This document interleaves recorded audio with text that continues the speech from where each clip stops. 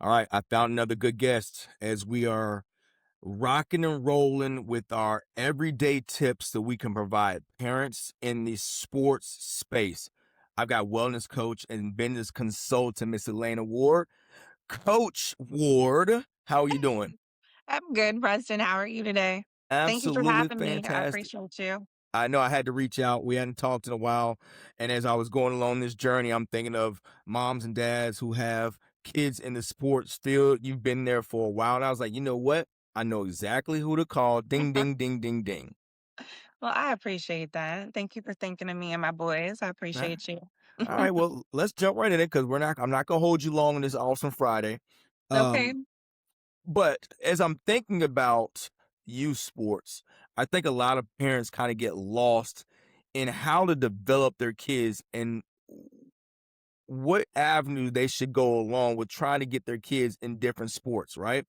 And then hmm once they get in those different sports, how do they get them good if they want to be good, how not to put too much pressure on them, how to kind of motivate them and get them going. You've got two boys. I'll let you talk to us about those boys. Okay. But you've been in this sports space for a while now. Okay. So Yeah. tell me what you're passionate about in this sports space that you could drop some gems to some parents out there. Well, what I would say is honestly, I kinda started my boys off you gotta start your kids off, young. That's the name of the game now. I hate to say it, if you're like, "Oh, I'm gonna wait," you gotta at least start getting them interested in stuff. So, when my boys were, 2 years old, we were already kinda going outside, throwing the ball around, doing baseball, hitting the tee, just so you can kinda see already what your child's athletic abilities are to kinda Hmm. see, what they're interested in. Because my boys, when they were younger, one of them more so liked to run, which my, youngest now, he's like his track is his thing, He loves football too, so he does football and track. My oldest was football, so my youngest, sometimes he would like to go run while we're throwing the football, so I kinda was like, "Okay, he likes to run a little more," so you just gotta kinda see and expose them to different sports when they're younger. I would say don't really get stuck just on one sport just yet when they're smaller. Hmm. Expose them to everything, so then as they start to get a little older, they can kinda tell you which sports they're feeling the most. So then that way you're like, "Okay, let me invest a little bit more over here," you know? Okay. And then when you start going down, because let's just say, there's never going to be a lack of player developers in the youth space, right? It's a big market. People Mhm. pay good money for people to get their kids better. W- Have you tapped into any of that yet? Camps, trainers, personal coaches. What has been your route at the age that your kids are at? The age that my kids are at right now, they are at the age where I still like to train them myself, obviously, Hmm. but I'm at the stage where, okay, especially with my 13-year-old, he's about to go into high school.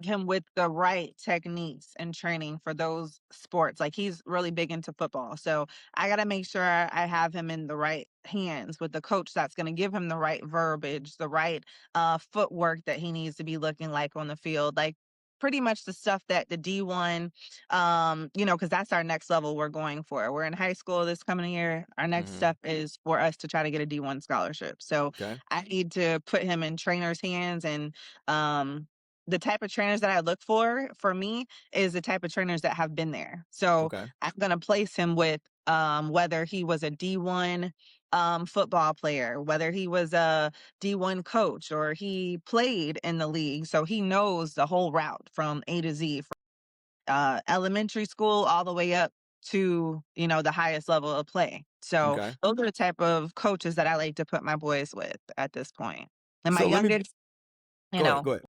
no, but my youngest, he's 9. He still has room to grow and develop and, learn different coaching and different coach styles. So, right now we're just kinda, putting him with a coach that's willing to help develop him to be that best athlete in high school. So Now, I'm gonna play devil's advocate, and I'm gonna be one of those Mhm. people on the outside and push, and I'm gonna say, "All right, well, why are you already looking for a D1 scholarship when your son's a 7th or 8th grader?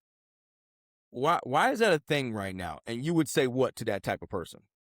Well, I tell them I'm a big person that you have to speak things into existence. So, Okay. I like to play big. So, I'm not going to have my child and I don't think small, and I like my kids to think big. So, if they have dreams and aspirations to get to that level as a D1 athlete, I'm not going to have them in the mindset of not thinking like a D1 athlete at this age now. So, I like them to go ahead and, I mean, all the big athletes will tell you that. If you listen to Kobe, Deion Sanders, all the big heavy hitters who have a perfect track record of showing you that they thought of themselves as bigger than they were before they were that. That's the type of mindset that I like to have my boys with. Therefore, I like to put them with the right people that can continue to foster that type of mindset. So, Now take the 9-year-old who's a little younger, obviously, and he's still maybe trying to find, let's just say, the sport that he's most interested in. mhm. How long do you keep him in multiple sports? How long do you think you're going to keep him in multiple sports? Keep both of my boys in multiple sports right now. I think honestly, and I've talked to friends who played at the highest level too, they say that it's good for you to keep your child in multiple sports. You Mhm, don't want them mhm, to get burnt out. I'm a big believer in that too, to not like burn them out. Like I mhm, sometimes my oldest, even though he loves football, we still play basketball. We still play baseball. Like I still let him play these other sports that interest him. So that way he's also too, it helps you kind of fine tune the stuff in football. Stuff that you learn in basketball can help mhm, translate over to football. Stuff that you learn in baseball can help you translate over to football. So I think that having your child in multiple sports, up until honestly, I would say maybe like what their junior, senior year in high school, honestly.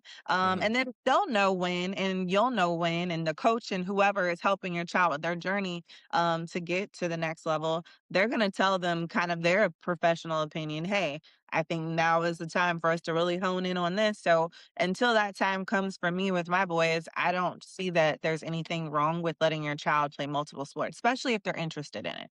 Like I let them play stuff that they're interested in. They're interested in basketball, they're interested in track, they're interested in, high jump. Let's explore it. Let's see. Cause even my oldest, we one time tried high jump. He got first mhm. place the very first track meet. His coach seen something in him to try it. So I was like, you know what? Let's try it. So that's I'm like, you never know what your child can do until you let them try it. So I don't see that there's anything wrong with, obviously having whatever your favorite sport is to Mhm. really hone in on that and sharpen their skill sets. But while they're still young and developing, let them develop all of their skill sets. Let them develop all of their, different skills that they can learn in different sports that can help them with their main sport. That's how I feel. You sound like a wellness coach that knows what she's talking about. You sound like a coach that knows what she's talking about. I played multiple sports all the way up Mhm. until my senior year of high school. Okay, my See senior here? year of high school. Yep, all the way to senior year. I thought I was gonna play basketball until I stopped growing vertically. I said, "Yeah, this ain't gonna work." Hey, let me start something else. So I always played football coming up also, but I really took it seriously in high school when Mhm. those that interest started coming my sophomore year. All right. So now I'm starting to try and balance me being a really good high school basketball player, me starting to become a really good high school football player. And then once that interest started coming in me being possibly a scholarship football player, my Mhm. basketball, I guess my preparation for basketball started to drop. And Exactly. that's how I knew my motivation was leaning towards football because I couldn't get enough of football. And then I wasn't Mhm. as impactful on the basketball court because I wasn't practicing like I had been before, right? So now Yep. once I got to my junior year in basketball, and I was still really good, but I Mhm. knew it was a dip in my game from my sophomore year, and I knew why. Yeah. I wasn't practicing, I wasn't training for basketball like I was with football.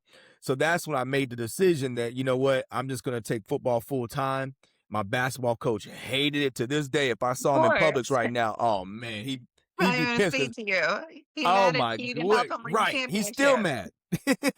He's still mad. So that I'm a big proponent of multi-sport athletes because they train the muscles in different ways and they Yep. all piggyback on each other. Um, Exactly. in Florida, we have no short especially because you're in the football space, Mhm, football, track, basketball. That's what we do here, right? So there's mhm, no shortage of people that's wanting to help your kids along the way. Have you exactly. ever had a proposal from somebody you're like, yeah, nah, that's some BS. I ain't messing with that at all. Yeah, I would say, make sure that you find a trainer that like don't kill yourself trying to put your child with a trainer. Make sure you number one, you check out people's credentials. Make sure that they even have the skill sets and all of the track record to even help your child, or make sure that it's not just a money grab, because there's a lot of trainers out here that are just doing money grabs. They know that parents are wanting this a high. I mean, honestly, I looked up the statistics. The industry right now for training athletes or the youth sports is like $1 billion industry. Okay. Ooh-wee. Oh, a billion. So think about it. Everybody's trying to tap in right now, whether they think they have the knowledge or not, even if they don't. So I would say before you really put your child with a trainer, I would make sure you check out their credentials, check out their track history, see if they have, some type of free session or some type of, discounted consultations or something like that before you go and spend or invest so much money. Because just like with anything, you're gonna have to make an investment. So it's gonna be there. Like it does cost, but it's gonna be worth the investment. If you can tell that somebody's worth the investment, I definitely say invest in your child, invest in their future, and invest in helping them develop with the right coaches. Because every coach is not created equal. So and of course, the ones who are a little bit more expensive, you might have to pay a little bit more, but make sure they're worth you paying that. Make sure they have athletes that they can show you, hey, this was my athlete at this age. This is what we accomplished. Make them show you before and afters. Make them show you progress, so that way you know, okay, if I am investing this money, and the thing is too with it, it's not always guaranteed. Obviously, children get hurt, things happen. Your child might Mm-hmm. come disinterested in the sport, but at the time when you're Mm-hmm. looking for somebody, just make sure that, and then too, make sure your child, they vibe with them too. You don't want your child going to a trainer and they're like, "Oh, I gotta go see such and such." Like you should pick up on the cues to see when you take your child to go train with this coach, are they excited? Are they like, "Oh yeah, mom, I get to go train with such and such," or "Oh yeah, I get to see my friends today and train with them," or are they like, is it like a pain or a hassle for them to do it? Like, so you got to pick Mm-hmm. up on those cues to see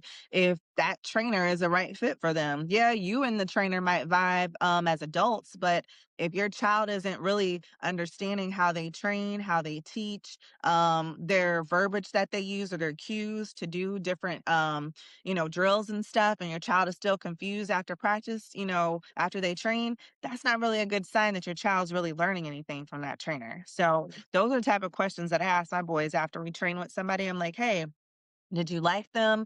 Did you feel like you learned anything? Listen, I like to say as a mom, I know, I got quite a few certifications. So I'm like, did they teach you something new that mommy didn't teach you?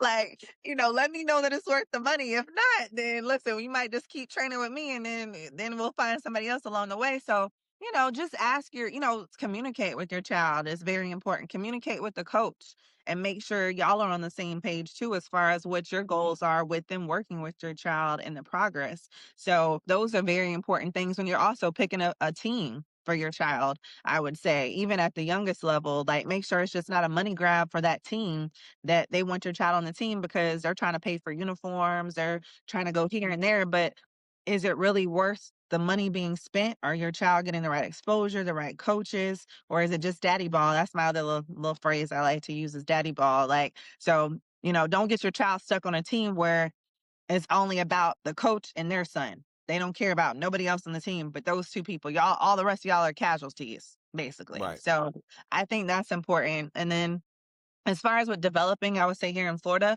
if you're just getting your child into sports, I would say like the roadmap I would take, if I had a smaller child all the way up to my child being 13, Okay. how they are in Okay. 9 and 13, like I-9 Sports is a great baseline, like a Yes. sports organization, like to build fundamentals, that Yes. confidence, to where it's not so competitive. So your child, if they are new, they don't feel like, everybody's going to make fun of them or the coaches are going to be mad at them because they didn't do something. It's like, honestly, like kind of like a Planet Fitness, like no, no shade zone, Oh, hey, don't look. I go to Planet Fitness. Don't do Planet Fitness like that.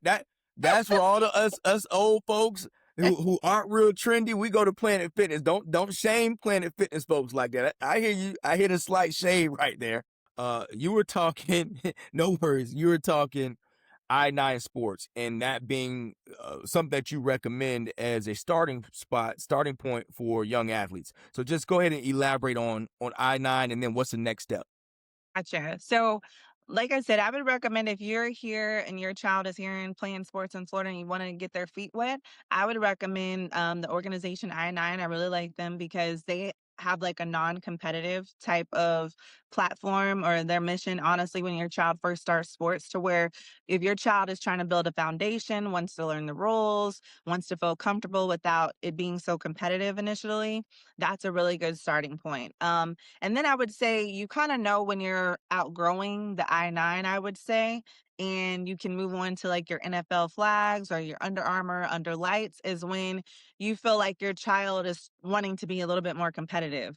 So I know for me, that's when I knew, okay, it was time for like when my son was kind of killing it on the football field and it Yep, wasn't any competition for him, so to speak. yep, And he was getting kind of, after a while, okay, your child got one touchdown. Okay, cool. All right. Then they're getting 2, then 3, then 4 touchdown, 5 touchdowns in one game and a yep. little league game. You're like, "Okay, we Time to need to go. start yeah, we need to mommy needs to see let's see what your competition looks like, at the next level." So, Yep, I would say that's kind of when you know your child is ready for the next level. When you know they've learned the foundation, they learned the rules, they're feeling more confident, they're getting their little swagger on, and they're just not feeling challenged anymore at the I-9 level. Then I would say move them over to NFL flag. That's the next step, I would say, in the football world. Move them over to NFL flag, move them over to Under Armour under the lights to where okay. they're still gonna teach your child the fundamentals, but they are gonna teach them too to be a little bit more competitive. Like, they're gonna teach them, "Hey, these are the rules, but hey, we're gonna kick it up a notch." Like the coach, they're still because I helped coach NFL flag before. I've coached NFL flag before. So, and I've coached end zone sports before here Okay. in Tampa area. So I know for me, it was competitive once we kind of got into those realms, which the thing is good because that's showing your child's progress and development. Yep. So, and then I knew for us it was time maybe for tackle, even though I was kind of trying to hold off on tackle for a while because my Mhm. youngest and oldest, my youngest, he kind of got started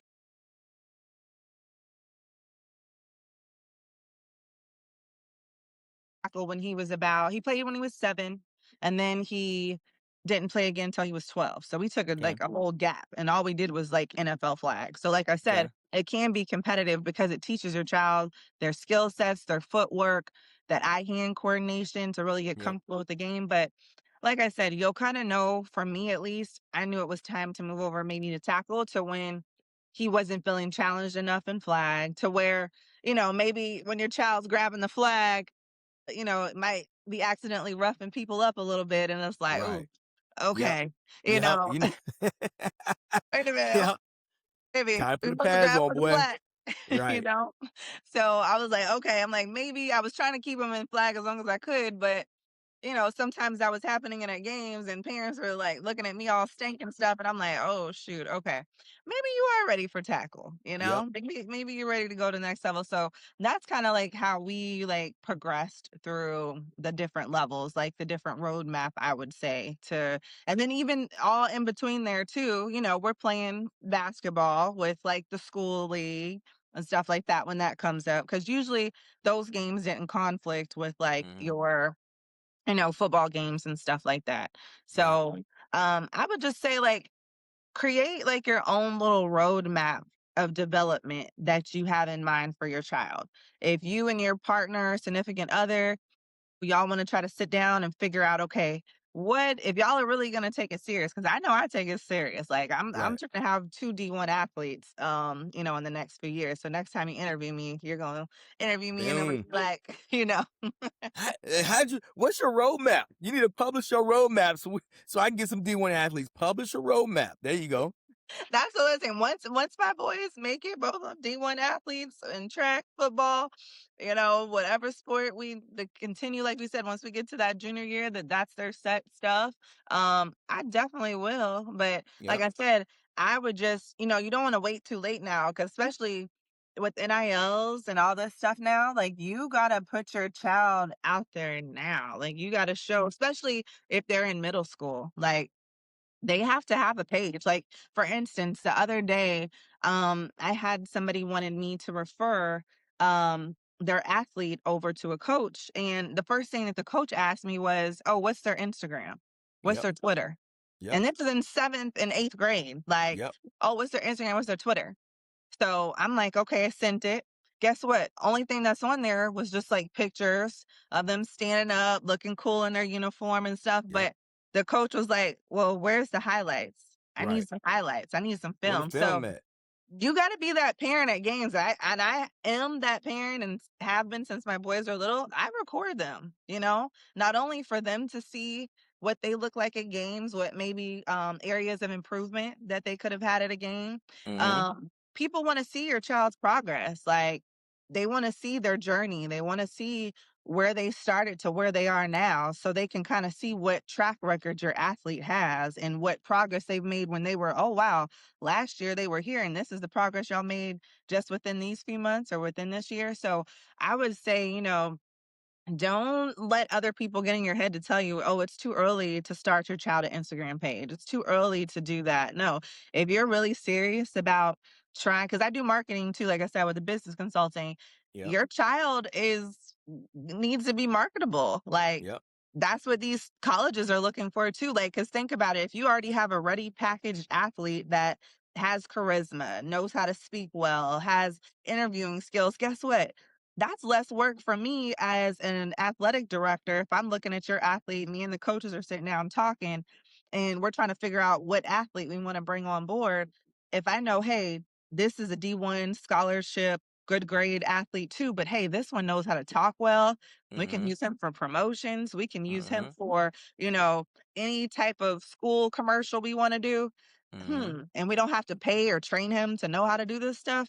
I Yep. think we're going to go with him. So, Absolutely. it's that's just the game that it is now. It's not like it was when, we were in high school. I wish it was, because listen, y'all would have been tired of me in high school when I was playing sports. You'd had your IG page up, Oh Lena. yeah, I would have been, hey y'all, it's Elena out here at the basketball court today. Da, da, da, da. This is what I'm eating today. Y'all would have been sick of me. You'd had your deals coming in, huh? I would have had some type of NIL still coming in over already. Y'all would have been like, "Oh my gosh, we are so tired of her. She come on here every day. She tell us what she eat, what she drink. Like, girl, we get it." But All right, I got one more question in this so we can get out of here on this Friday. Since you've been on the sidelines and you've been up, Mhm, you're obviously you're a very involved parent. mhm, Tell me your wildest sideline story. Like, what's the wildest event that you've seen or occurrence? Something that happened at a game. You're like, mhm. what the hell was that? Or Hmm. why am I here? Like, what Hmm. what what happened? I would say the wildest thing that I had seen one time at a game was, for instance, when you're coaching, it can be very sensitive because your child is out there on the field. So, Okay. but you got to sometimes separate if, like, for instance, it was a play that had happened. It was at a tackle football game, and the coach from the opposing team, his son was out on the field. He had got tackled rather hard, but it was Okay. legal. Nothing illegal about it. It was a clean hit, but I feel like that coach had got more in his feelings about the hit and felt him as a individual felt intact because, oh, how dare, they hit my child like that. So he kind of, instead of being like in coach mode, he kind of was like in daddy mode and went out there and was dang near trying to attack the child that tackled his son. No way. Yes, like, caught himself trying to charge out on the field and attack the child who tackled his child, as if Stop. it was like a street occurrence where his son just, the other little boy just walked up on his son and tackled him or something, but it was a clean, nice hit, and it turned into an all-out brawl, like, literally. On the What? sidelines. Yeah, because, a lot of other parents seen that he was getting aggressive on the sideline and was like, "Hey, Yeah. it's just a child, it's just a game," you know?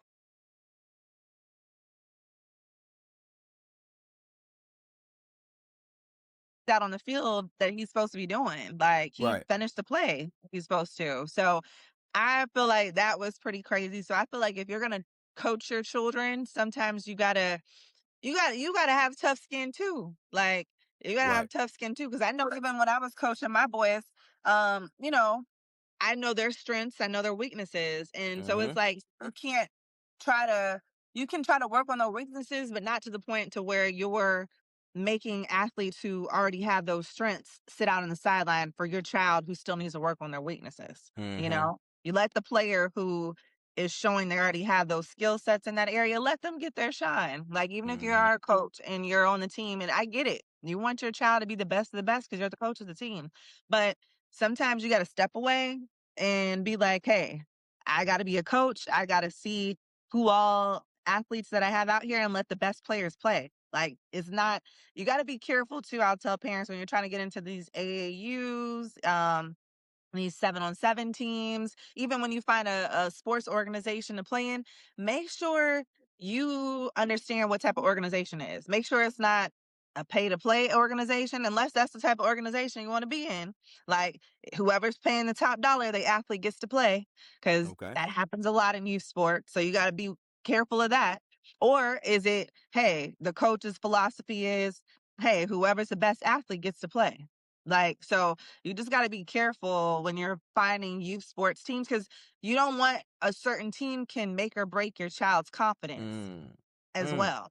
And That's that's a whole something nother that I fear. conversation. Yeah, Yep. it Yep. is. It Yep. really is. Yep. Because you sometimes your athlete can be doing their thing, doing what they need to do with practice, doing what they, and they might just be trying to hold your athlete hostage to not make them be somewhere else to outshine against your athlete. So guess what? If I got your athlete on my team, I can kind of dictate how I Yeah. play him. I can Yep. dictate how I move him. So guess what? Yep. If I'm trying to make somebody on my team shine a little bit more than your athlete as if they were on another team going against mine, I have the floor. I can kind of do Mm. what I want to do with your athlete. So you got to be careful of that because we've experienced that to where I've had to, build my boys' confidence up sometimes after certain situations because it's like, well, dang, I know I did my thing at practice. I know I did this. I know I did that. Why am I not getting that play? Why is this Right. athlete who isn't showing the work, isn't showing the effort? But sometimes, like I said, it's daddy ball, is what I call it. It's daddy ball or it's pay to play. So you gotta, be mindful of that. And like I said, after practice and stuff, talk to your athlete, ask them how practice was, ask them, those questions because you don't want to keep them somewhere if it's not helping them grow and develop, and you don't want to keep them somewhere if it's actually hindering their confidence instead of building it up. You want them to be in an organization that builds them up and helps uplift whatever talents and skills they have to continue to develop it to make them be the best athlete they can be on and off the field. So. Well, put that on a t-shirt. That was a good word there. That was a good word there. All right, I'm gonna drop the mic on that one. But you kind of highlighted a couple things. I'm gonna double back to you. So when we follow up with our Mhm. next segment, we'll definitely hit on those subjects. I took note of them, so we'll definitely hit on those subject. Any Okay. last words before I close this out? My last words are, I would say just, development and picking the right organization. Like we just said, confidence is key. You want your athlete to be confident in whatever sport they're playing. So you got to instill that into your athlete, that confidence, that swagger, you know, them to always to be open to learning. Always have them, no matter how good they think they are, there's always somebody greater out there. So you always got to stay on top of your game. So I would just say to also tell your child that too, like never think you're too big for the program. Okay. I'm dropping the mic on that one.